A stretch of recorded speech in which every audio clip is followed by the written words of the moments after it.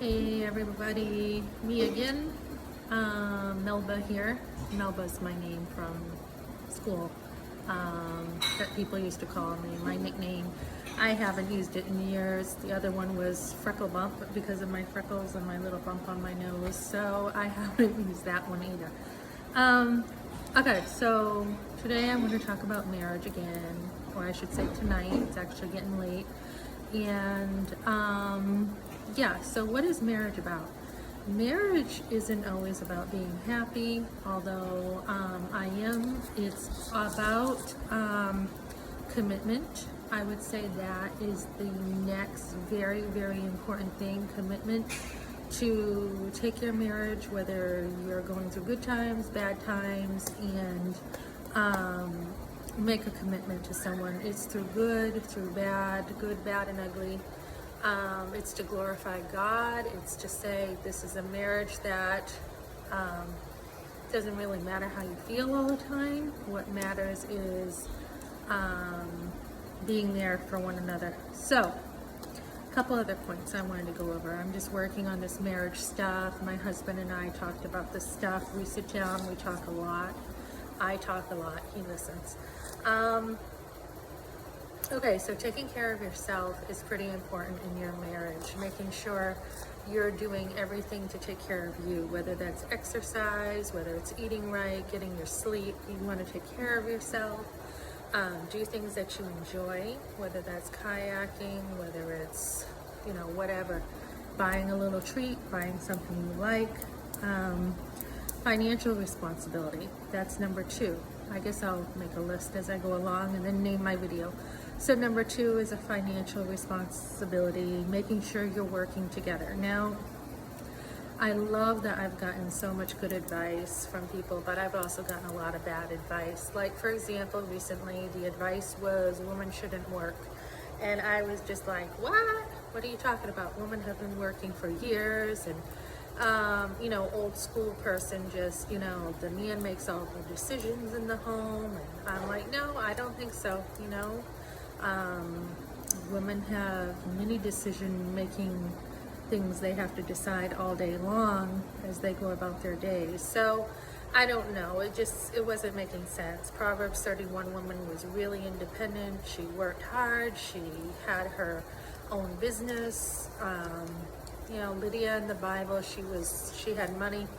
I haven't really studied her a whole lot yet, but just things like that. So anyways, when you're working with finances, one piece of advice that I really liked was someone said the person who does better with the money should be doing it. And that works for me. As long as you're working together, like I'll let my husband know all the time what I'm doing with the money. I'll be like, okay, so I just paid this, or I just went and put this much into savings, or I just did this or that.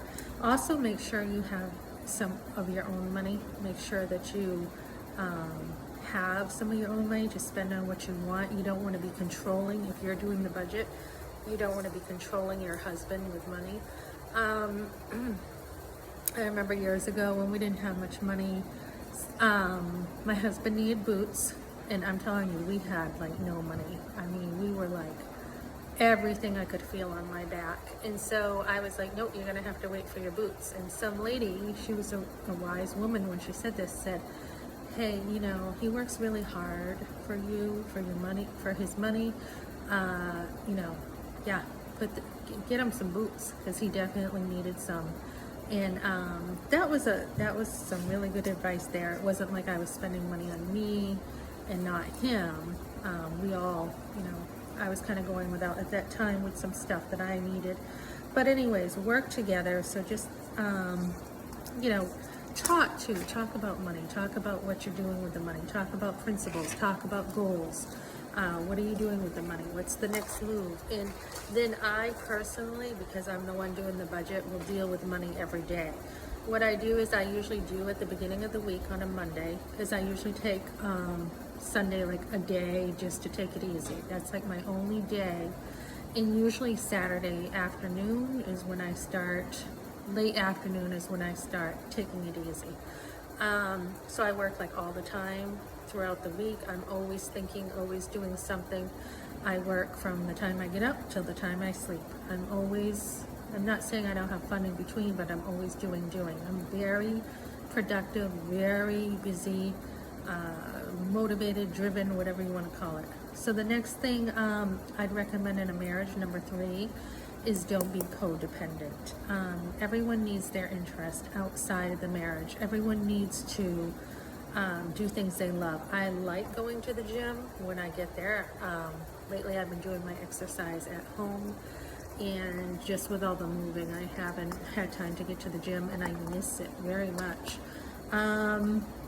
So that one, make sure that you are, number 4, staying in touch throughout the day, a text, a call, something.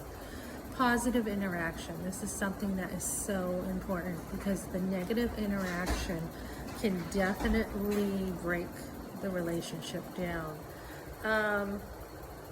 Pay attention to the small details. It doesn't take much to build daily habits to do something every single day for your wife or your husband. The way to a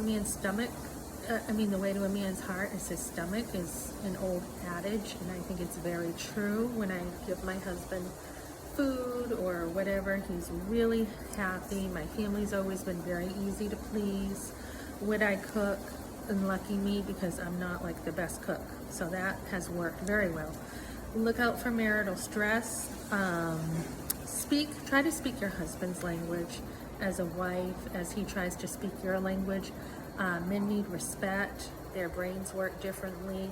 They kind of they shut down emotionally, and they do.